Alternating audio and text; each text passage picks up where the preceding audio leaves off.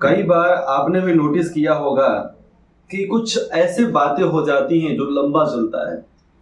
चाहे हमारे साथ तकलीफें हो, चाहे हमारी अंदरूनी बातें हो, चाहे हम पे कोई मुसीबत ही चल रहा, तो एकदम लंबा चलता है। तो उस समय एक ही लाइन याद आता है कि खुशी जल्दी में थी चली गई, खुशी जल्दी में थी निकल गई चली गई, गम फुर्सत में था ठहर गया।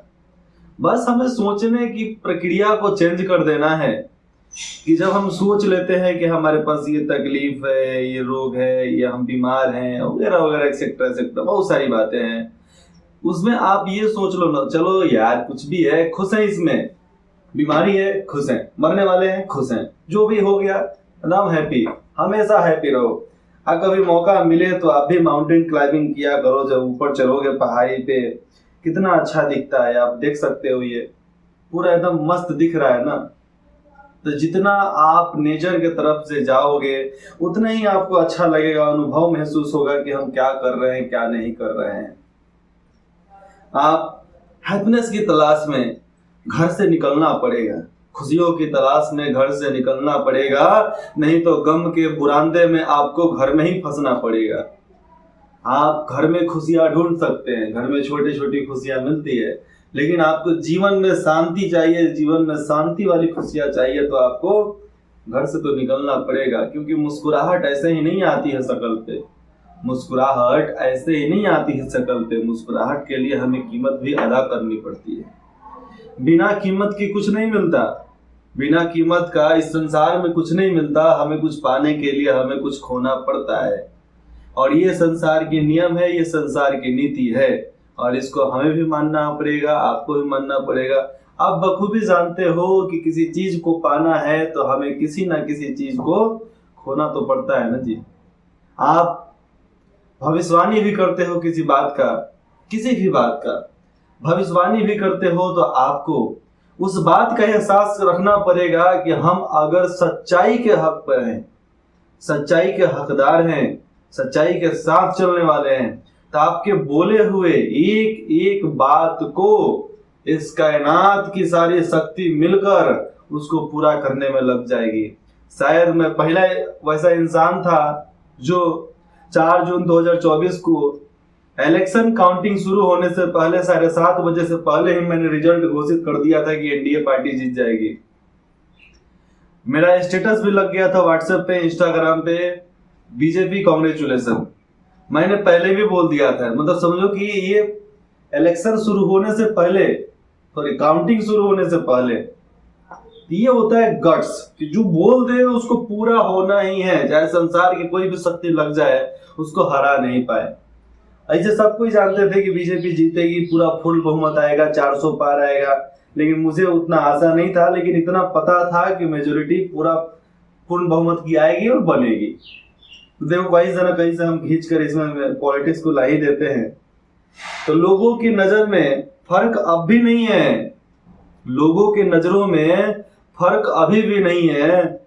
पहले मुड़ कर देखते थे, पहले मुड़ कर देखते थे, अब देख कर मुड़ जाते हैं। इसमें लोगों की फर्क कहां से होगी भैया?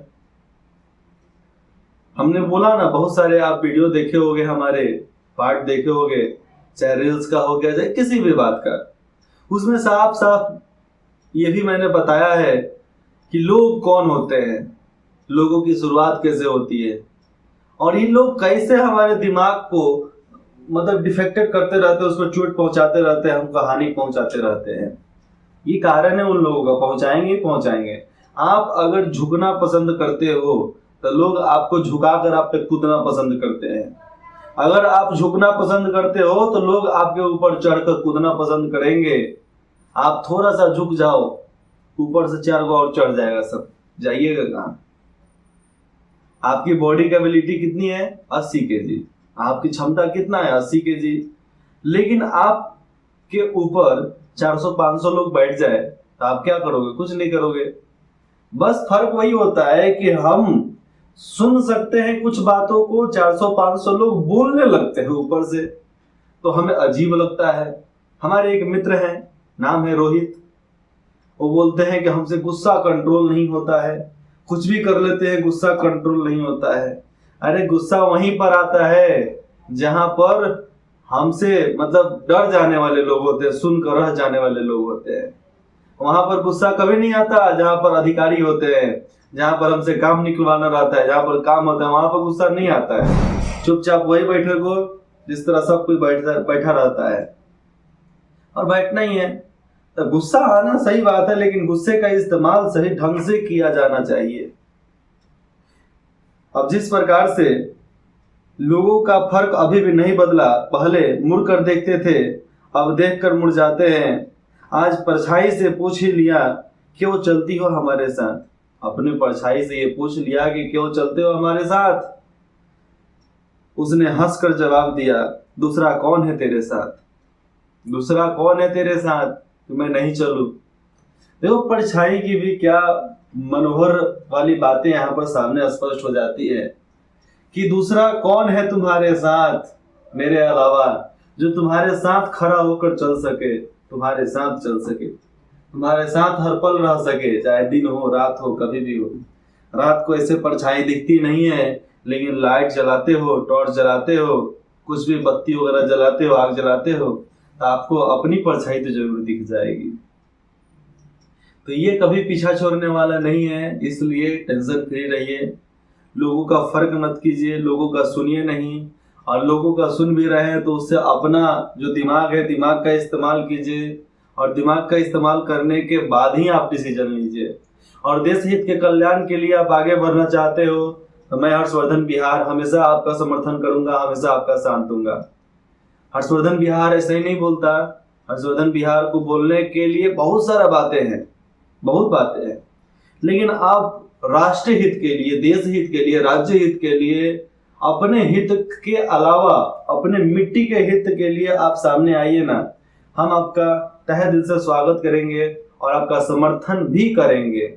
बस जरूरी है कि दिल खोल कर आप हमारा साथ दीजिए, हमारा समर्थन कीजिए कि हम आपको एक अलग लेवल का ही, एडवांस लेवल का ही, आपको हर तरीके से किस तरह जुड़ाव होता है, कैसे एक दूसरे से जुड़ना है, कैसे क्या करना है, इस चीज को मैं बता सकूं।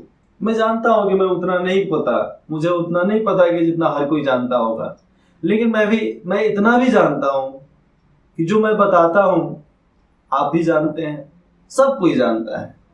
लेकिन क्या उस बात पर अमल होता है क्या? बस इस बात पर अमल कराना मेरा काम है। आप बहुत नॉलेज रखे हो, बहुत नॉलेज रखे हो, लेकिन उसका अमल करना तो जरूरी है ना जी। हमारे घर में लोग बोलते हैं हम दुनिया देख ले बानी बबुआ, हम तो उड़ते हुए चिड़ै के पंख गिन देवे नहीं। हम बोले अच्छा कैसे? तो दुनिया देखे हैं। हमने पहले पूछा पासपोर्ट है? दिखा, पासपोर्ट दिखाओ। कोई से भी पासपोर्ट दिखाइए ना। भोजपुरी के बात था ना, पहले पासपोर्ट तू दिखावा तब आगे बात करिए। लेकिन भैया पासपोर्ट नहीं खे, दुनिया देख ले बारन, जा ढीला अपना घर है, एने मत ढीला आके। तो ऐसे ऐसे बातें को जवाब इसी प्रकार दे दो, सीधा बात है। क्योंकि सोचने की प्रक्रिया अगर हो जाती है ना, हम तुरंत उसका जवाब दे सकते हैं, लेकिन हमें जवाब भी देना है वैसा जो किसी को ठेस ना पहुंचे, किसी के दिल पर आघात ना हो। मैंने कल एक लाइन बोला था, ये बात ऐसी है, दिल से भी दिलदारी रख, चोट न पहुंचे बातों से। दिल से भी दिलदारी रख, चोट न पहुंचे बातों से, इतनी समझदारी रख। तो बात यहाँ पर आप भी समझो कि हमें किसी को जवाब भी देना है, लेकिन वैसे जवाब देना है कि उसको ठेस ना पहुंचे, चोट ना पहुंचे आपके बातों से। आज किसी के दबाव में, किसी के वेग में, किसी के चक्कर में आप अपनों से लड़ पड़ते हो, अपनों से झगड़ पड़ते हो, ये सरासर गलत है। ये हमें मानना चाहिए कि गलत है तो है, लेकिन हम अंधे भक्त के जैसे कुछ कुछ करते रहेंगे तो ये हमारे लिए गड़बड़ होती है। लेकिन बात यहाँ पर साफ हो जाता है कि एक आपके लिए अच्छा चाहता है तो आप उसके लिए बुरा मत चाहो। अगर कोई आपके लिए अच्छा चाहता है तो आप उसके लिए बुरा चाहोगे तो एक दिन उसको मालूम चलेगा ही। जब मालूम चलेगा तो वह भी आपके लिए बुरा चाहबे करेगा। जब वो चाहेगा तो आप समझ सकते हो कि आपका क्या स्थिति हो सकता है। ये सब छोटी छोटी बातें हमें खुद समझनी पड़ेगी। अभी आपको कभी मौका मिले तो किसी जंगल जाओ, घूम कर आओ, पहाड़ी इलाके में जाओ, घूम कर आओ, केदारनाथ जाओ, बद्रीनाथ जाओ। भारत में भी बहुत सारे जगह है जहाँ पर आप घूम सकते हो। मैंने भारत के हर राज्य का पूरा तरीके से विवरण निकाला, विश्लेषण निकाला, तो ऐसा कोई भी राज्य नहीं है जहां पर घूमा नहीं जा सकता है। ऐसा पूरा भारत में ऐसा कोई राज्य नहीं है, ऐसा कोई जगह नहीं है जहां पर घूमा नहीं जा सकता है।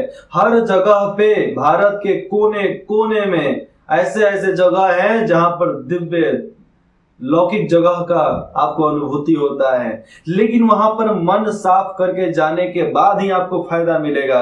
मन में सोचो घटिया बातें, मन में सोचो द्वेष की बातें, मन में सोचो झगड़ा झंझट की बातें, आप चाहते हो कि आपको पुण्य मिलेगा, अरे वहां पर जाने के बाद भगवान तुमको और लतिया के भगा देगा। इसीलिए आपके पास बहुत बढ़िया बढ़िया मौका है, तो आप उस मौके का फायदा उठाइए और कभी भी आप घूमने के लिए निकलिए। अपने काम को छोड़कर, अपने काम से आगे निकलकर थोड़ा अलग हटिए, घूमने के लिए निकलिए कि आपको भी मजा आवे। और आप जो भी प्रोफेशन में काम कर रहे हो, आप उनको अच्छे तरीके से समझा सकते हैं। जब उनको आप अच्छे से समझाओगे तो उसको भी लगेगा, आपके साथ रहने वाले कलीग्स को, आप जिसको पढ़ाते हो स्टूडेंट को, आपके साथ में जो भी काम करते हैं फ्रेंड्स है, जो परिवार वाले हो गए, आप अपनी बातों को बताइएगा तो उनको अनुभूति होगा कि हाँ भैया इतना अच्छा बात है, हमें भी जाकर घूमना चाहिए। इसके लिए हमें मेहनत करना पड़ेगा, नहीं मेहनत करने के लिए जगना पड़ेगा, उठना पड़ेगा, लड़ाई चाहिए, लड़ाई करनी पड़ेगी, संपूर्ण क्रांति चाहिए, और संपूर्ण क्रांति के लिए आपका साथ चाहिए। क्या आप साथ देने के लिए तैयार हैं? हाँ और ना में आप हमें जवाब दीजिएगा। जय हिंद, जय बिहार।